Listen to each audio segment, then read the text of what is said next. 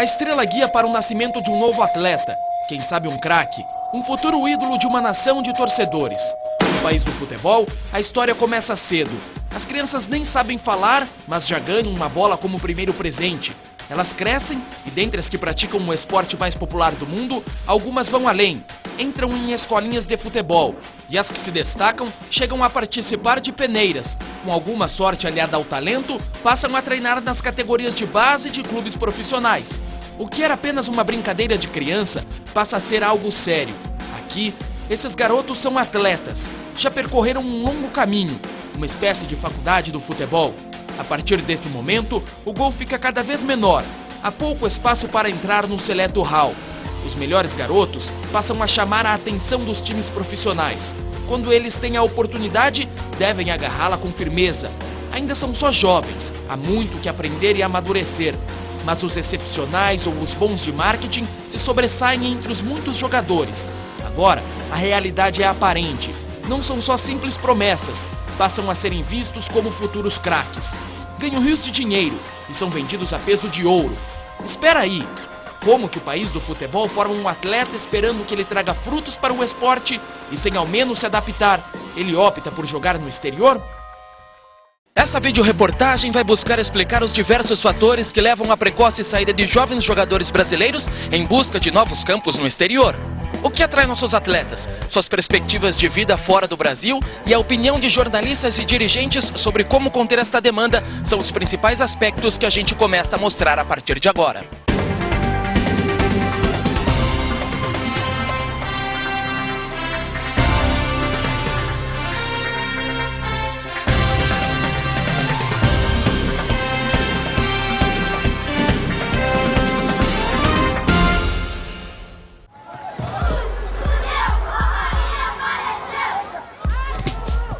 Nas escolinhas de futebol, a criançada levanta poeira em busca de um futuro. A disputa pela melhor jogada é dura, travada, todos se esforçam. Já sabem que os olheiros estão de olhos bem abertos à procura de um novo talento. Eles nem se importam se o campo é de terra batida ou não. Para estarem ali, muitos andaram quilômetros, alguns descalços. A condição de vida de suas famílias é precária, mas esses meninos têm em mente um sonho: ser um jogador de futebol. Apesar desse caminho parecer distante, eles persistem pela estrada longa e sinuosa. Se você procurar, tem muitos jogadores aqui, mas não tem oportunidade.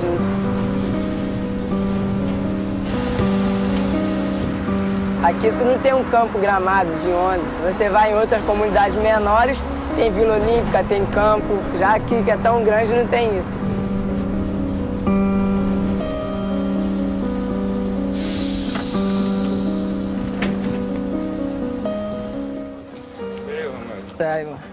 Hoje vai ser difícil jogar, porque o campo tá chovendo, né? Tá. E com esse tempo assim o campo fica ruim, né? Fica difícil jogar nesse campo, entendeu? Vai ter que marcar para quinta-feira. Todas essas crianças têm um sonho, fato normal nessa idade. Ser jogador de futebol. Jogar por onde? Ah, em Barcelona, lá no Barcelona. É um seu jogador. Mas e como jogador? Um jogador, um ídolo bom para as pessoas que gostam de mim, para me destacar. Entretanto, o que chama a atenção é quando elas falam que além de um simples sonho, há algo a mais. Atuar por alguma equipe grande. Para elas não basta somente jogar futebol, mas pensam em ser famosas e ganhar dinheiro. Ser famoso, ser chamado para jogar em outros times de fora do Brasil. Ser famoso, jogar bem. Aparece então a figura do ídolo. Jogadores bem-sucedidos. Eles recebem altos cachês e frequentemente aparecem na TV. Ronaldinho Gaúcho, Kaká, Robinho e mais recentemente Alexandre Pato são os preferidos do público e responsáveis pela audiência que as emissoras de TV brasileiras conseguem nas transmissões do futebol europeu. E não é só isso, a repercussão do que eles aprontam lá fora está na boca da garotada. Eu gosto do Robinho, gosto mais da pedalada dele. O Kaká. Ele tem muitas habilidades, né? Alexandre Pato, que eu gosto de ver ele driblar e fazer gol. Eles são muito novos, têm entre 10 e 15 anos de idade, mas alguns já pensam em ultrapassar a fronteira e jogar no exterior. Ou no Barcelona, ou nesse Milan, assim, legal. Que time que você quer jogar? Milan. Para a psicóloga Suzy Fleury, especialista na área esportiva, a mídia tem um papel fundamental na vida dos jovens atletas. O leque de opções passa a ser maior com a transmissão de campeonatos ao redor do mundo. O que ela pode fazer é, através dessas transmissões, alimentar o sonho, alimentar a possibilidade, mas isso até eu vejo como um lado positivo. Jogadores jovens e lentes de câmera, uma combinação que leva também os jogadores para o exterior. Como veículo de massa, a TV procura agradar a todos os gostos. O futebol internacional não fica de fora, ganha espaço até na grade de emissoras abertas. A preferência é por ligas europeias onde atuam os craques brasileiros. Este fato pode estar diretamente ligado à escolha dos pequenos jogadores por clubes e ídolos estrangeiros. Mas qual é a influência da mídia? Primeiro, temos que retratar como ela age, entre nós, de forma nacionalista. Às vezes realmente há um exagero e isso acaba precipitando a saída de outro jogador, de outro atleta, com exposição excessiva e às vezes ele acaba não correspondendo não o que ele chamou, não a responsabilidade que ele chamou para si, né? Mas uma responsabilidade que colocaram em cima de uma superexposição. A TV transmite partidas com os melhores jogadores do planeta bola. Então, para os jovens, neste aspecto não há uma concorrência com o futebol nacional. Por isso, a preferência pela Europa. Porém, para o repórter Mauro Naves, o fator da escolha pelo futebol internacional é outro. E a mídia, não, nesse caso, eu acho que a mídia não é responsável, não. Acho que o grande responsável é o poder econômico. O empresário chega e fala, filho, lá é um pacote de X milhões de euros ou milhares, né, para quem está começando, contra um que você está ganhando aqui em reais. E aí o menino fica doido, o pai fica imaginando que esse dinheiro vai fazer a independência da família e assina. Este trajeto foi percorrido para descobrir o primeiro motivo da escolha de um garoto para jogar fora do Brasil. No próximo bloco, iremos entrar definitivamente no meio das transações, com a discussão da Lei Pelé.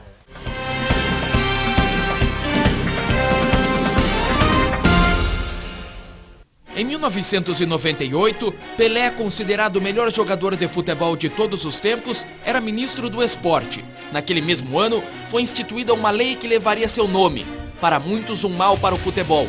Mas há controvérsias. O certo é que a Lei Pelé até hoje gera muita polêmica quando abordada pelos meios de comunicação. Com 10 anos de existência, completados em 2008, define que o passe dos atletas passam a pertencer a eles próprios, e não mais aos clubes após o término do contrato. A acirrada discussão se baseia na perda de jovens jogadores de clubes brasileiros para times estrangeiros.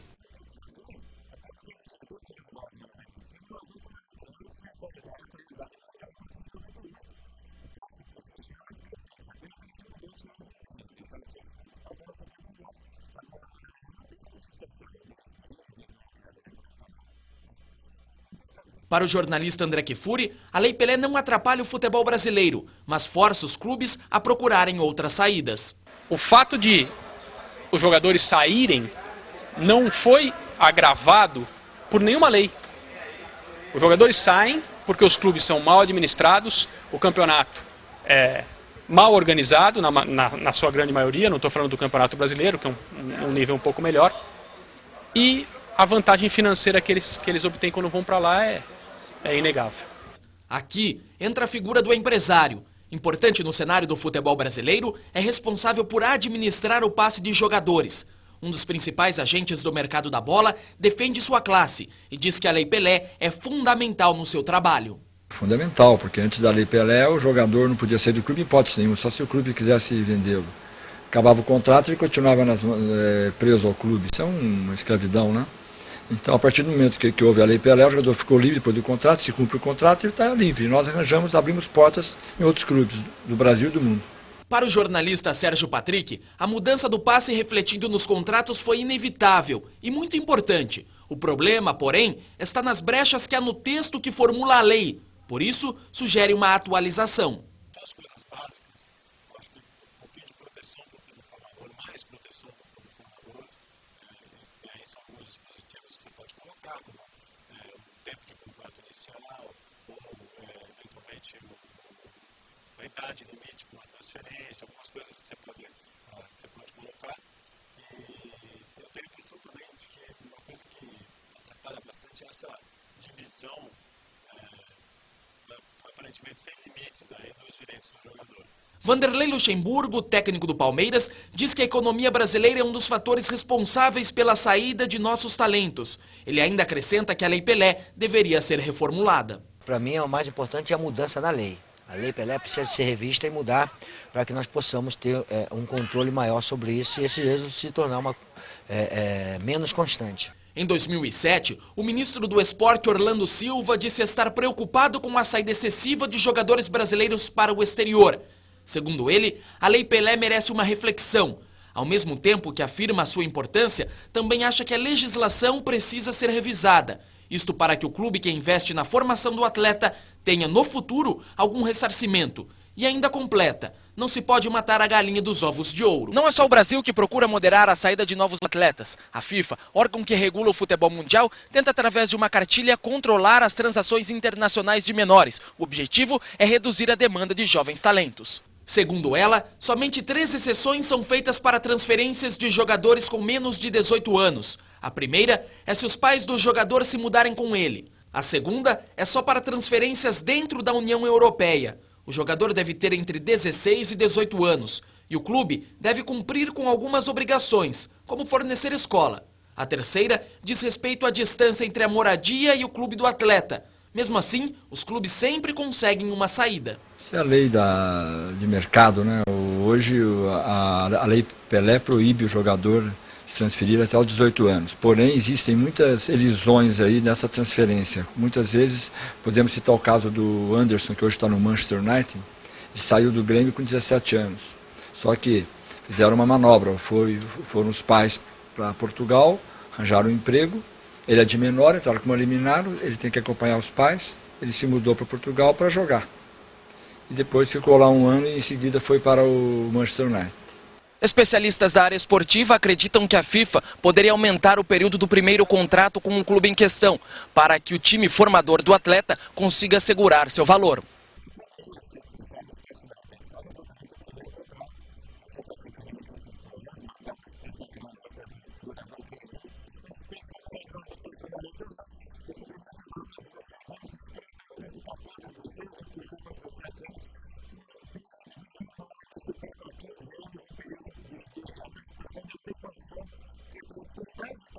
Independentemente da FIFA, eu acho que a própria CBF poderia limitar, sei lá, talvez 21 anos, entendeu?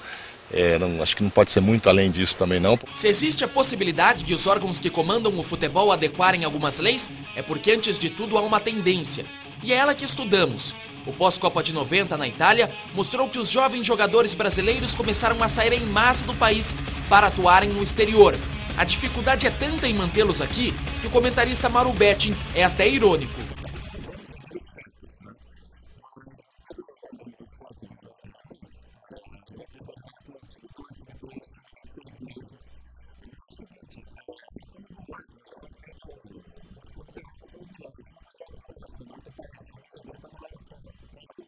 Esse é o problema. Não tem como impedir que o jovem com um futuro promissor pela frente queira permanecer no Brasil. A primeira coisa que eles pensam é na condição que o futebol lá fora proporciona. O resultado desse fenômeno, que se intensificou a partir da década de 90, é assustador, principalmente se tratando do país pentacampeão mundial. São muito jovens, cada vez um número maior, cada vez mais cedo, e é claro que isso enfraquece o futebol brasileiro e muitas vezes até atrapalha o desenvolvimento desses jogadores. É fato que eles saem, mas por que os jogadores deixam o Brasil cada vez mais jovens? Talvez por amadurecerem mais cedo.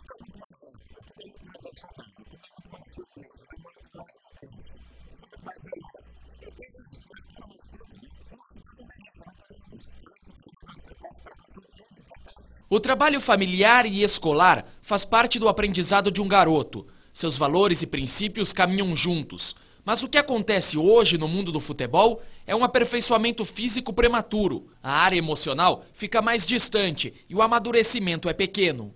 Essa maturidade física que eles conseguiram alcançar nessas 2 últimas décadas é espetacular. Agora, isso não corresponde na mesma proporção à maturidade emocional. Então, nós não tivemos a oportunidade de seguir junto com a medicina esportiva, a fisioterapia e a fisiologia. O que acontece como consequência que nós temos seres humanos fisicamente espetaculares, num nível de preparação diferenciado, mas que emocionalmente, muitas vezes, são estruturas emocionais que a gente pode dizer assim, são crianças, são meninos, são adolescentes, quando chegam à sua fase de rebeldia que a gente vê manifestada em alguns comportamentos. Os maiores prejudicados são os clubes brasileiros, o que interfere diretamente no nível das competições nacionais. Não há muito o que fazer. Eles têm que sobreviver, e se não venderem seus atletas dentro do prazo do contrato, podem perdê-los por absolutamente nada. A concorrência com o futebol europeu, e ultimamente com o asiático, chega a ser até injusta, devido às enormes quantias de dinheiro envolvidas nas transações. Segundo o presidente da Associação dos Cronistas Esportivos do Estado de São Paulo, a gestão nas equipes deveria ser profissionalizada.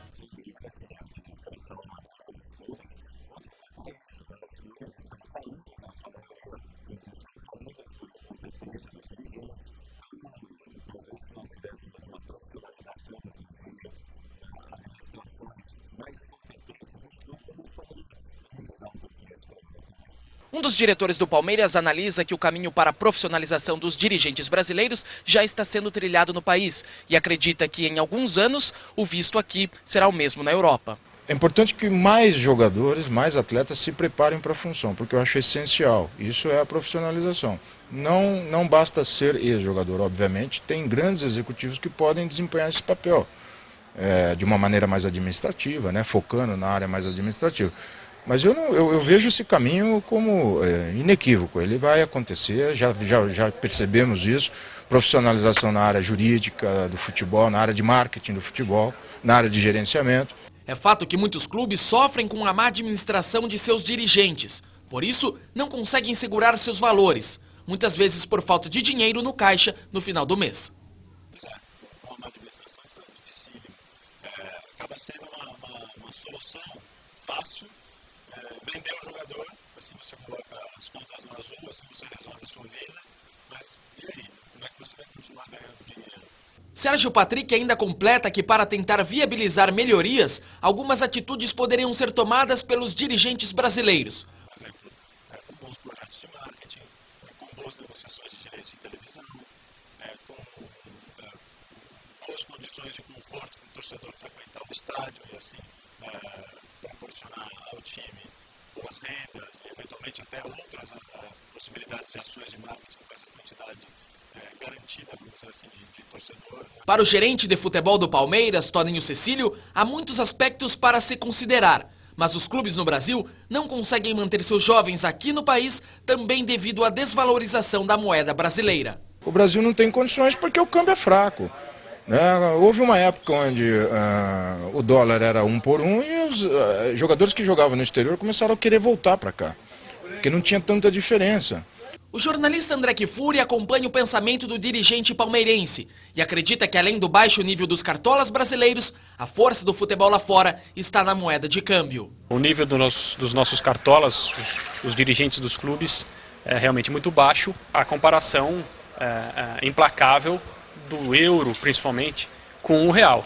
O jogador vê num contrato com qualquer clube europeu, não interessa se é um grande clube, se é um clube médio, se é um clube pequeno, uma evidente maneira de conseguir, abre aspas, a independência financeira. Acabamos de expor outros fatores relacionados à partida de jovens talentos para jogar em gramados internacionais. Passamos pelas leis que regem o futebol e como os clubes reagem diante do fato. A seguir vamos conversar com eles, considerados pés de obra no exterior, os jogadores.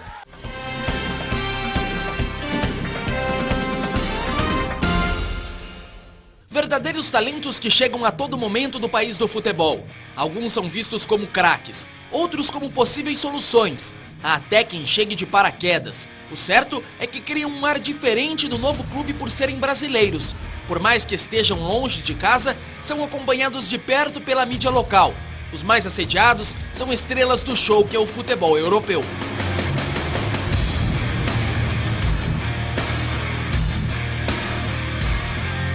Ficou muito fácil e comum do jogador brasileiro atuar lá fora. É cena habitual ouvir que um determinado artilheiro saiu do seu time, que o armador trocou de clube, o melhor zagueiro se foi também. E quem ficou na mão foram os torcedores e o Campeonato Brasileiro. Tomemos um exemplo. Henrique, zagueiro do Palmeiras, foi contratado em 2008 como destaque do Coritiba. Ainda em São Paulo, pensava na seleção brasileira. Bom, acho que a gente tinha uma meta, né? Essa meta é de buscar a seleção, né? Tem data pré-olímpica, acho que é disso que eu tô indo atrás. E olha que ele já havia recusado uma proposta do futebol russo. Fato raro. Naquele momento, preferiu ficar no Brasil. Ainda nos outros clubes de fora, acho que o clube que estava atrás não ia ser tão visto como aqui no Brasil, aqui no Palmeiras. Né? Nesta passagem pelo Palmeiras, se destacou na zaga de Luxemburgo e foi campeão paulista. Não durou muito e durante o Campeonato Brasileiro foi vendido ao Barcelona da Espanha por 25 milhões de reais. Hoje está emprestado ao Bayer Leverkusen da Alemanha. O interessante é ver como ele reagiu às perguntas antes de ser vendido. Para mim, acho que melhorar minha vida, melhorar a vida da minha família, acho que eu precisava ficar aqui mais um pouco, aqui no Brasil. Henrique é só um dos destaques que se foi do país durante a produção dessa reportagem. É fácil de encontrar exemplos. Veja a seleção olímpica brasileira, medalha de bronze em Pequim. Dos 18 jogadores convocados para defender o Brasil nas Olimpíadas, só 5 atuavam em clubes brasileiros. E depois dos jogos, apenas 3 permaneceram em solo nacional. Mas é a nossa realidade, nós precisamos conviver com isso. Né? Acho que o mais difícil é para eles ainda, atletas, que ainda não têm uma formação de um modo geral e encontram muitas dificuldades nas primeiras temporadas no exterior. Hernanes do São Paulo por pouco não foi para o Barcelona. Porém, as cogitações continuam. Thiago Silva permaneceu no Fluminense e Ramírez no Cruzeiro. Já o goleiro Renan é ex-internacional, está no Valência da Espanha. E note que saiu do campeão do mundo de 2006, o Internacional. Thiago Neves, 23 anos, é uma das revelações do Brasil no pós-Copa da Alemanha. Vice-campeão da Libertadores pelo Fluminense em 2008, joga pelo Hamburgo da Alemanha, vendido pela bagatela de 22 milhões de reais. Nesta seleção sub-23, 13 jogadores já atuavam na Europa antes das Olimpíadas. Muitos deles em equipes de renome internacional. Quase todos eram badalados em seus clubes no Brasil. E como preferiram jogar fora, hoje fazem parte do conjunto de estrelas que alguns clubes possuem. O meia Anderson subiu com o Grêmio para a primeira divisão.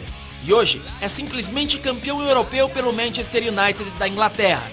Breno jogava pelo São Paulo e foi vendido em 2007 por 18 milhões de dólares para os alemães do Bayern de Munique. Mas aquele que brilha mais é Alexandre Pato. Com 17 anos, só tinha jogado 10 jogos na equipe principal do Internacional e foi comprado pelo Milan da Itália por 20 milhões de dólares. Esses 6 meses que eu tô aqui, pra mim, tá sendo muito bom, tô aprendendo, tô conhecendo a cultura italiana e tá sendo muito importante. A minha família, pra mim, ela deixou eu viver, deixou eu fazer o que eu queria e não me impediu de fazer nada. Recentemente, 2 nomes que não podem ser deixados de lado são o de Robinho e Kaká. Ricardo Izekson dos Santos, mais conhecido como Kaká, já é uma estrela intergaláctica, como dizem os cronistas esportivos. Melhor jogador do mundo pela FIFA em 2007, hoje com 26 anos tem os mais importantes títulos mundiais, por clubes e pela seleção. O incrível é o preço que ele foi vendido ao Milan da Itália.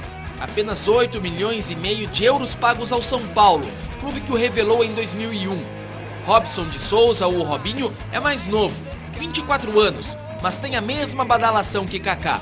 Chegou a ser considerado filho de Pelé por jogar no mesmo time que o Rei. Se transferiu do Santos para o Real Madrid em 2005, por 30 milhões de dólares.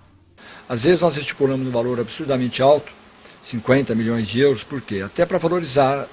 O caso do Robinho foi isso. Quando nós colocamos a multa do Robinho em 50 milhões de dólares, eu e Marcelo Teixeira, a gente achava que a gente não ia alcançar esse valor. Porque colocamos um absurdo, até para proteger o Santos. E não é que foi pago 50 milhões, 30 ao Santos e 20 ao Robinho. Além dos contratos milionários, outro fato em comum entre Robinho e Kaká é o empresário Wagner Ribeiro, que os projetou para uma carreira de sucesso. Quando nós levamos o Kaká, começou a trabalhar comigo, ele tinha 15 para 16 anos. E era um garoto também como esse que eu acabei de citar, que tinha um grande potencial, a gente via isso, Robinho idêntico. E eu sempre falava para eles, tenha paciência, não vamos atropelar, que vocês vão chegar onde vocês querem, até onde que eles chegaram, né? O interessante é que nós sabemos dos jogadores que foram para equipes grandes, conhecidas, através de transações multimilionárias. Entretanto, o expoente de transferências está nos clubes de menor expressão.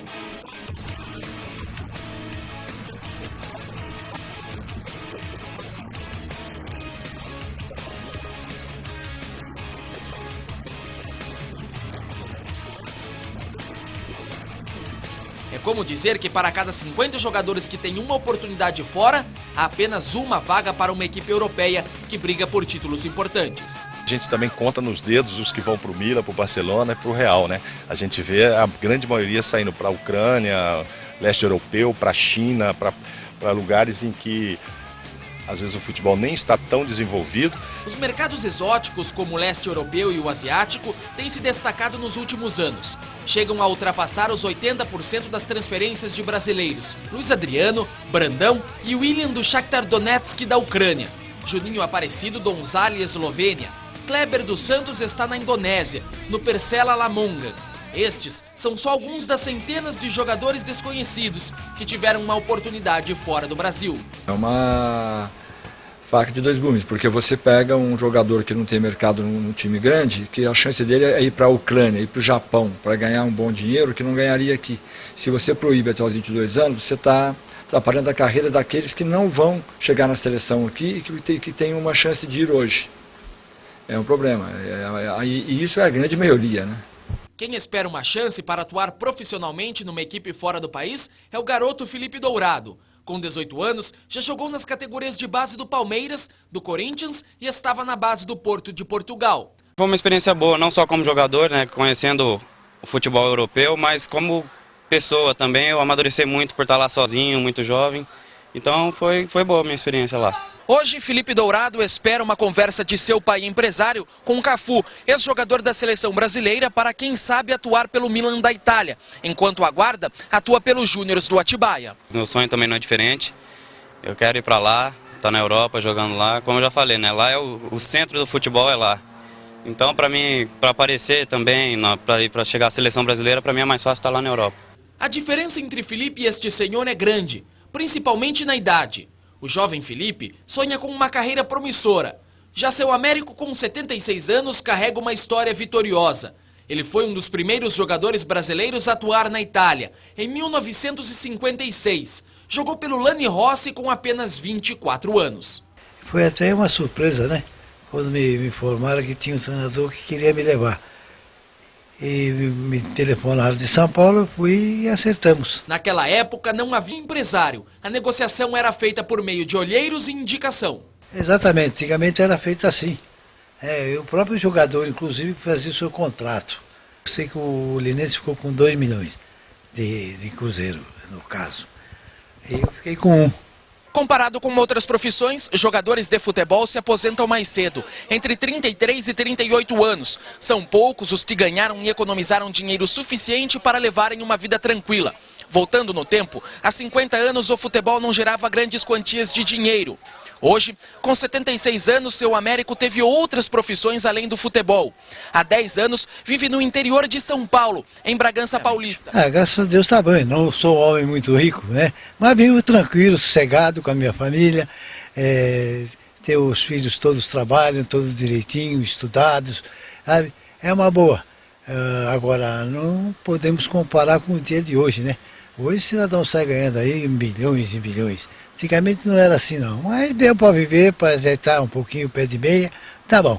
Para seu Américo, o que mais atrai os jogadores para atuar no futebol do exterior são os altos salários. E é fácil de entender o porquê isso ocorre. É só observar o retrato da condição social em que vivem boa parte dos brasileiros. Geralmente, os atletas chegam com um nível de escolaridade muito baixo, né?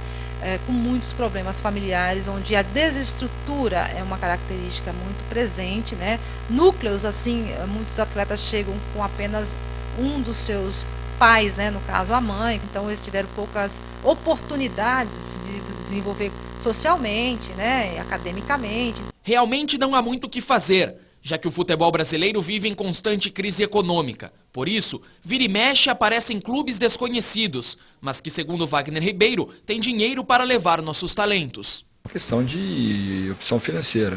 Existe você opta por ganhar dinheiro ou opta pela carreira, para fazer uma carreira para chegar na seleção, para depois ganhar. Então, muitos preferem ganhar já. Ano passado eu levei 2 jogadores para a Ucrânia, o Ilcinho e o William do Corinthians. Ambos estavam muito bem aqui no São Paulo e no Corinthians e foram para lá para ganhar um salário de padrão europeu ali. A safra nova não para de chegar. o Corinthians trabalhou com alguns garotos na disputa da Série B em 2008. Lulinha é um exemplo. Com apenas 18 anos, já carrega um grande peso e é um dos atuais ídolos da segunda maior torcida do Brasil. É uma coisa muito boa, acho que todo menino que está na base aqui sempre sonha em chegar na equipe profissional. Eu tive a oportunidade de subir com 16 anos para a equipe profissional no Corinthians, né? Então acho que fico muito grato a isso. Acho que no tempo que eu tô aqui no Corinthians peguei muita experiência e tenho muito a pegar ainda, né? E como não poderia ser diferente, já chama a atenção de clubes estrangeiros. Para não vendê-lo sem ter um certo lucro, o Corinthians estipulou uma multa rescisória de 50 milhões de reais. Mesmo assim, Lulinha recebeu algumas propostas, a melhor para o time londrino do Tottenham Hotspur, mas preferiu ficar, pelo menos por enquanto. Já pintou algumas propostas já, mas como eu falei que eu sou muito novo, então acho que é meio difícil para mim, né, sair com tão pouca idade. Então acho que esperar essas propostas aí mais para frente para que possa dar alguma coisa certa. Hoje o Corinthians não quer vendê-lo, porque ele é uma promessa de valor para encher os cofres do Corinthians daqui a uns anos. O valor dele de mercado hoje não seria tão bom. Então o Corinthians quer assegurar, quer que ele se firme e jogue na principal seleção brasileira, para que depois venda. Mas Lulinha confirma que se a proposta for boa, não teria problemas em atuar por um clube de menor expressão no exterior. Para dar uma condição boa, melhor para nossa família. Mesmo com tão pouca idade, já tem que tomar decisões importantes que podem modificar sua carreira. Num momento como esse, é preciso ter uma cabeça boa. Sim, acho que todo jogador tem que estar com a cabeça boa. Acho que se a pessoa não está com a cabeça boa, ela não consegue fazer aquilo que é capaz de fazer dentro de campo. Então, graças a Deus, eu tô com a minha cabeça tranquila. Acho que psicologicamente as pessoas que me ajudam é minha família, né? Que estão sempre junto comigo e estão sempre conversando comigo para que eu possa fazer o melhor. Mesmo que os jovens atletas façam um trabalho psicológico, Suzy Fleury acredita que eles não estão prontos para sair do país. Chegar à conclusão de que não. Por quê? Eles, em primeiro lugar, estão em formação. Formação de caráter, formação de valores, formação de um princípio de vida, né? O que eles querem fazer efetivamente na vida. Agora, a máquina ou o sistema do futebol, ele está tão grandioso que acaba fazendo com que nem os próprios pais questionem essa condição, que dirá empresários e clubes, quando está envolvida aí somas muito representativas e promessas assim mirabolantes sobre o futuro. Dentinho tem 19 anos e não é de se estranhar sua relação de amizade com Lulinha no Corinthians. Entrosamento não falta. Desde as categorias de base, eles jogam juntos e agora atuam pela equipe principal. O garoto, quando começa a se destacar bastante na base, como Lulinha, como eu, que sempre se destacamos pela base, eu acho que tem que aparecer logo no mundo do futebol. Eu acho bom estar jovem jogando já na equipe profissional. Como era esperado, Dentinho já recebeu propostas de times estrangeiros, mas por serem desconhecidos, pensou duas vezes antes de sair. Chegaram para mim até meu empresário que tem proposta, mas não de time muito grande, teve da Arábia já esse ano para mim, mas eu acho que não foi aceita. Já tive proposta de bastante time e aí também muito longe, de ficar longe da família, minha mãe também não aceita. O garoto do Corinthians disse ser muito novo e ter bastante tempo para fazer uma carreira fora do Brasil. Com certeza, acho que quem joga no Brasil, acho que pensa em jogar no exterior sim, sabemos que é muito bom. Mas primeiro eu tô com a cabeça aqui no Corinthians, igual eu falo sempre que eu tô muito jovem ainda para pensar em jogar fora. Primeiro eu quero ganhar títulos pelo Corinthians aqui, que é muito importante também, para você ir para fora com moral. Mesmo novo, Dentinho disse que já se acostumou com a pressão da torcida do Corinthians. A torcida do Corinthians sempre vem cobrando, mas acho que quem joga na base do Corinthians já está acostumado com isso, já da pressão. Ano passado foi um momento muito complicado que caiu, sabia que tinha muita pressão. Eu e o Lulinha, que é muito jovem, era muito jovem ainda, agora já pegamos um pouco mais de experiência, agora está mais tranquilo, já estamos se acostumando já com essa pressão, agora já estamos mais sossegados. Estes foram alguns exemplos de jogadores que ainda têm um futuro pela frente, apesar de já serem diferenciais em seus clubes no Brasil. No último bloco, iremos falar dos jogadores que voltaram ao país após uma oportunidade no exterior, e os profissionais da área esportiva tentarão encontrar uma solução para o êxodo.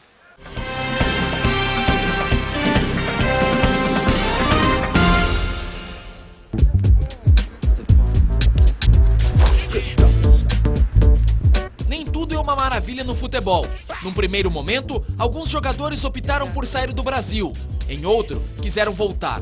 Vontade própria ou por não haver saídas. É verdade que muitos conseguiram seus pés de meia no exterior e hoje fazem parte de uma seleção formada por jogadores mais experientes.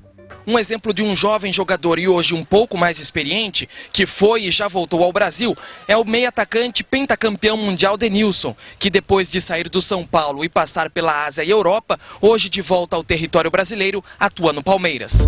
Denilson é o principal nome da turma dos repatriados. Em 1994, foi lançado no time principal do São Paulo com apenas 17 anos. Aos 20, foi vendido para o Betis da Espanha por 32 milhões de dólares e uma venda recorde. A transação é considerada até hoje a mais cara do futebol brasileiro. Naquela época eu estava muito bem, feliz pelo interesse do Real Betis. Financeiramente era excelente para mim, para minha família, poder fazer com que minha família tivesse um futuro melhor. Então naquele momento eu não pensei duas vezes, acabei decidindo ir para o Betis. Para o jogador não houve dificuldades de adaptação no novo país e refletindo sobre os 8 anos que morou na Espanha, disse que valeu a pena. Valeu a pena porque eu aprendi muito nesse período que eu fiquei na Europa. No início foi difícil porque eu ia completar 20 anos ainda, fui depois da Copa do Mundo de 98, estava em evidência naquele momento e a responsabilidade que eu acabei recebendo lá não era a que eu esperava, não estava preparado para tanta responsabilidade, tanto dentro de campo como fora de campo também. Um dos problemas que os nossos jogadores encontraram lá fora é a adaptação ao esquema de jogo. Com Denilson não foi diferente, principalmente porque sua principal característica é o drible.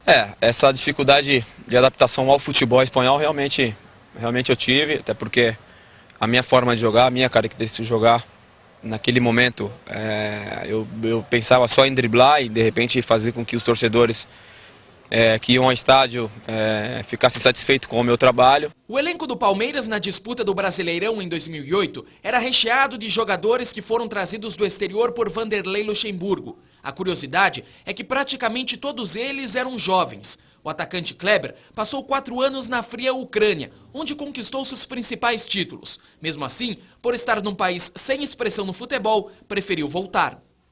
Muitos anos fora, né? 4 anos já na Ucrânia é difícil, é um país que não tem tanta expressão como Itália, França, então eu optei em voltar, tentar de novo buscar uma seleção. Com 25 anos, é um dos destaques do Palmeiras e pelo menos naquele momento não pensava em voltar tão cedo para a Europa. Minha vontade é de permanecer aqui, né? Futuramente não sei, de repente pode ser que surja oportunidade aí, eu possa até ir futuramente, mas para a Ucrânia eu acho meio difícil. Ucrânia, Rússia, assim, eu já tive experiência, né? Não tenho nada contra, mas não voltaria até pela carreira mesmo, então eu prefiro ficar. Já o meia Diego Souza não teve a mesma sorte. Com 18 anos, foi vendido do Fluminense para o Benfica, mas em Portugal não conseguiu sequer uma oportunidade de jogar. 2 anos e meio perdidos. Porque onde eu tinha mercado, né? Como eu disse, saí muito novo e não era conhecido. Tive contrato de 5 anos, cheguei a cumprir 2 anos e meio, mas eu não joguei no Benfica, voltei 2 anos emprestado, fiquei 6 meses lá e a minha experiência foi ruim, né? Lene também passou por Portugal, defendeu por 6 meses o Sporting Braga. Enquanto jogava, tudo estava bem, mas depois que se machucou, só encontrou dificuldades. Olha, eu acho que a minha adaptação foi até muito rápida, porque eu já cheguei fazendo a pré-temporada em 4 países. E nisso tudo eu já era titular e já cheguei jogando, me dando bem com os demais jogadores. Até porque no meu time tinham 7 brasileiros. E nisso foi tudo bem. O que pegou mesmo foi que quando foi começar o campeonato eu me machuquei. E aí que é o que pega, uma dificuldade que quando você tá lá, que é longe de tudo, e se machuca, é o que você pensa, pô, o que eu tô fazendo aqui? Os clubes sempre têm que procurar uma alternativa. As transações que causam maiores consequências dentro dos elencos são as realizadas durante o andamento do campeonato. Neste mesmo período, o mercado europeu está aberto. Os calendários são diferentes e atrapalham os treinadores brasileiros que têm dificuldade em manter o mesmo time durante a competição. Já acostumamos já. Sabemos quando podemos perder o jogador, fazer projeção de perda de jogador, já ter alguém para contratar.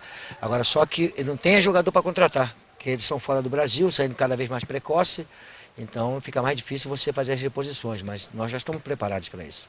Para o técnico do Corinthians, Mano Menezes, os clubes brasileiros têm que saber lidar com a demanda dos nossos jogadores. O técnico tem que achar a solução para uma questão que não tem outro caminho, né? Nós precisamos encontrar outro jogador na prática para colocar na posição. Além das transferências internacionais serem vantajosas para os jogadores, os empresários ganham muito quando seus atletas ficam neste vai e vem. Na cláusula contratual já está definido o valor, cerca de 10%. Mesmo com tantos negociadores ou até mesmo lobistas dentro do cenário mundial, os empresários têm que ser credenciados pela FIFA. Um concurso na CBF, 2 vezes por ano tem este curso. É uma prova. Você paga uma taxa e você tem que acertar 75% de 40 questões sobre futebol, lei do futebol, etc.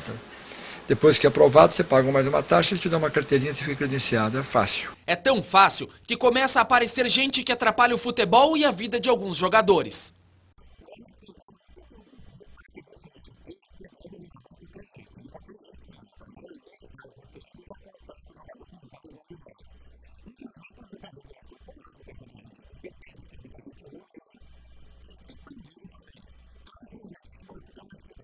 Como em qualquer área, há bons e maus profissionais. Mesmo sendo difícil de acompanhar a vida dos empresários, fica comprovado a má atuação deles quando alguma transferência ocorre de maneira errada.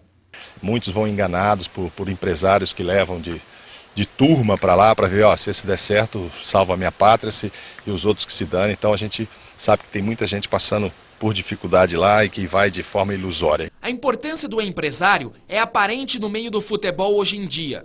O repórter Alex Miller diz que o primeiro passo para um jogador sair do país é escolher um agente no qual ele possa confiar sua carreira.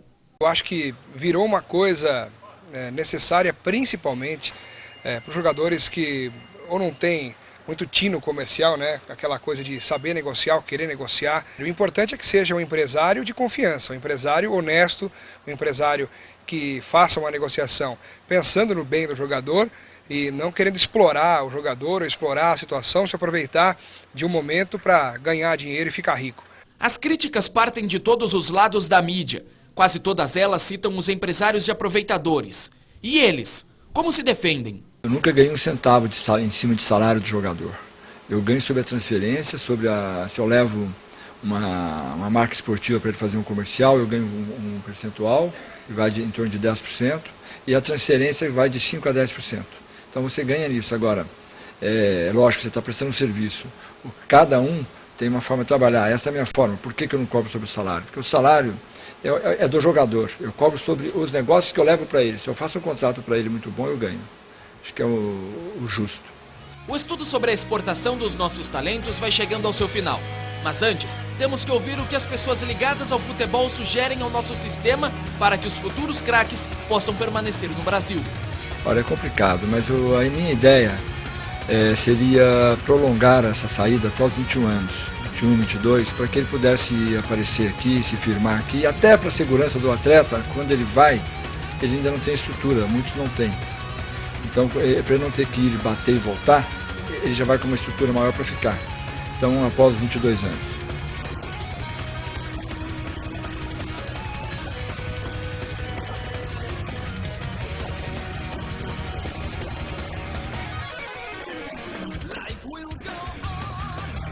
Não precisa fazer nada, porque a lei ela deixa os clubes muito vulneráveis. Nós analisamos cada contrato, cada tempo de contrato, condição técnica, como tem evoluído o jogador, e havendo a necessidade de prorrogação, a gente prorroga o quanto antes. Não tem outro caminho, esse é um caminho que tem que ser feito. As estatísticas mostram que o fenômeno da exportação em massa não vai parar tão cedo. Em 2007, foram cerca de 1.100 transações internacionais que envolveram jogadores brasileiros. A maioria, 82% para a Europa. 227 só para Portugal, o maior importador de talentos brasileiros. Se observarmos o período entre 1997 e 2007, notaremos um aumento expressivo de 95% no número de transferências internacionais. O êxodo não vai parar tão cedo, Os clubes brasileiros continuarão apostando em novas revelações vindas das categorias de base. Os mesmos times venderão seus jogadores para livrarem seus caixas do vermelho. Os clubes estrangeiros seguirão com uma moeda forte apostando em nossos atletas, muitos deles desconhecidos até mesmo aqui no Brasil. E o mais importante, o desejo dos jogadores de uma vida melhor fora do Brasil. A globalização atua e atuará no futebol e na vida desses garotos, vistos como ouro no modelo capitalista, mas que parece um sistema mercantilista voltado ao comércio de nossos talentos.